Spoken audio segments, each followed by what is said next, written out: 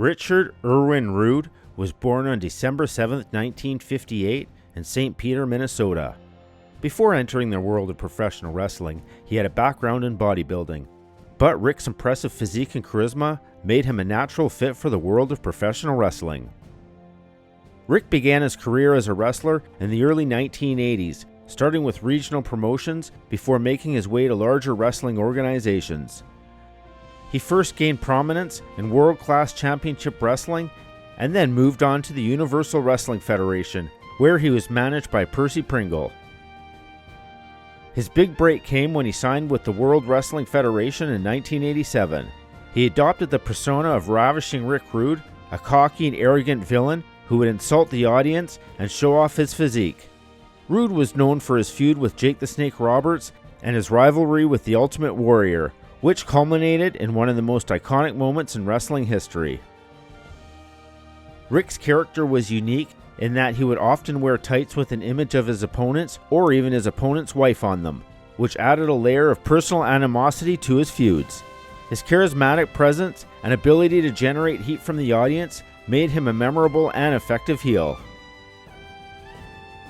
Rick Rude's career continued to flourish in various wrestling promotions, including World Championship Wrestling and Extreme Championship Wrestling. Unfortunately, his life was tragically cut short when he passed away on April 20th, 1999 at the age of 40 due to heart failure. Despite his untimely death, his impact on professional wrestling and his memorable character continue to be remembered and celebrated by fans.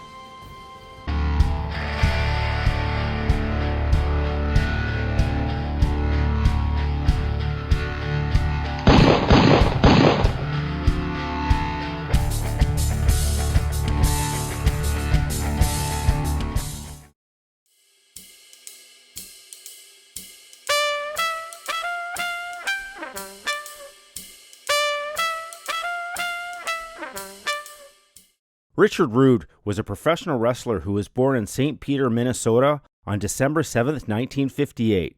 He attended Robbinsdale High School in Robbinsdale, Minnesota, along with Tom Zenk, Brady Boone, Nikita Koloff, Kurt Hennig, John Nord, and Barry Darsow, all of whom later would become stars in the world of professional wrestling.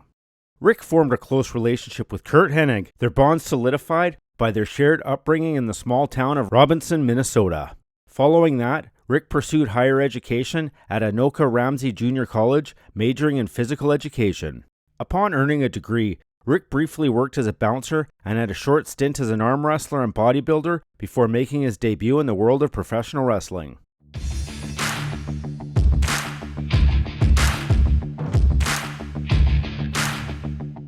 Located at 1900 Marshall Street, northeast in Minneapolis, Minnesota, Grandma B's was opened in 1979 by entrepreneur 31-year-old Tony Benincasa.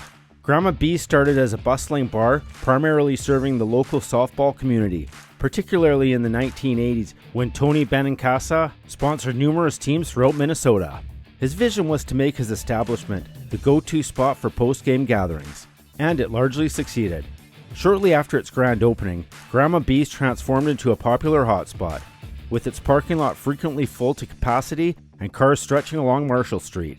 Due to its consistent popularity, on occasion, the doors had to be temporarily closed to manage the enthusiastic crowds. In the early 1980s, Ed Sharkey, a former professional wrestler, found himself bartending at Grandma B's. During his time there, a group of young bouncers caught his attention. To illustrate the imposing presence of these bouncers, even someone as substantial as Rick Rude, standing at 6'3", weighing 235 pounds, was overshadowed by several others, including Joe Laurinaitis, Michael Hegstrand, Barry Darsow, and John Nord. Laurinaitis later reminisced that Grandma B's, frequented by bikers, was far from being your typical friendly neighborhood bar. Sharkey, a former AWA wrestler from the 1960s, made a pivotal decision in 1982 to launch his own wrestling promotion named Pro Wrestling America. To bolster his roster, he recruited the bouncers from Grandma B's and established a training facility in the basement of a church.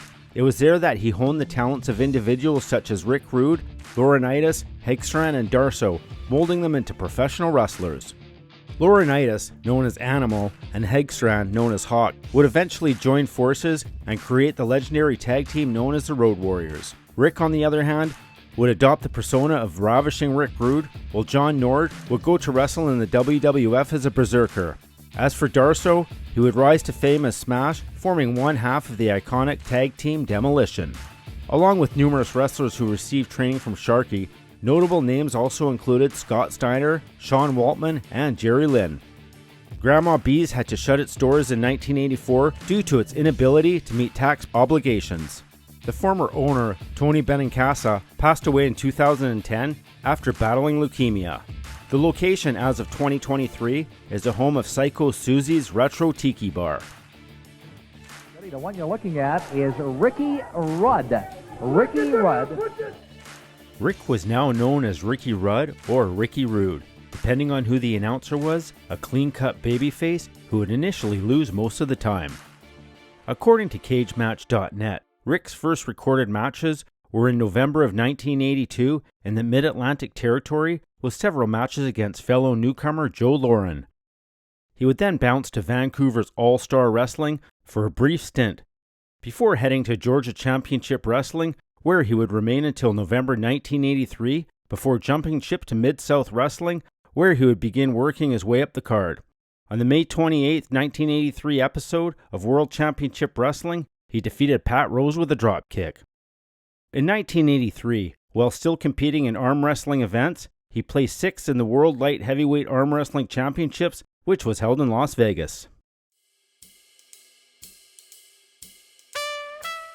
In January of 1984, tired of playing a good guy babyface and never rising past mid-card status, Rick made his way to the Continental Wrestling Association in Memphis, where over-the-top gimmicks were a direct contrast to the more traditional brand of wrestling in the Mid-South, where fans didn't like any of the cartoon-based gimmicks. Rick made his debut and was introduced by Jimmy Hart, now wearing a robe to the ring and now incorporating a more cocky attitude into his character.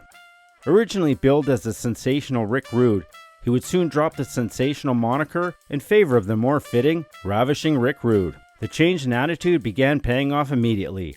He was now managed by Jimmy Hart and battling the likes of Dutch Mantell, Brett Sawyer, and Austin Idol, who he would feud with over the AWA International Heavyweight Championship. But his first title win would come at the expense of Jerry Lawler when on June 11th of 1984, he defeated the King for the AWA Southern Heavyweight title in the Mid-South Coliseum. But his reign would be short-lived and would lose the belt to Tommy Rich, who was being groomed for a huge main event push.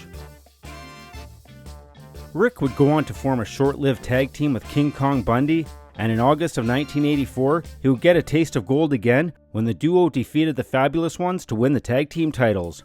But less than 2 weeks later, they would lose the belts back to the Fabulous Ones, and the team of Rude and Bundy would also implode.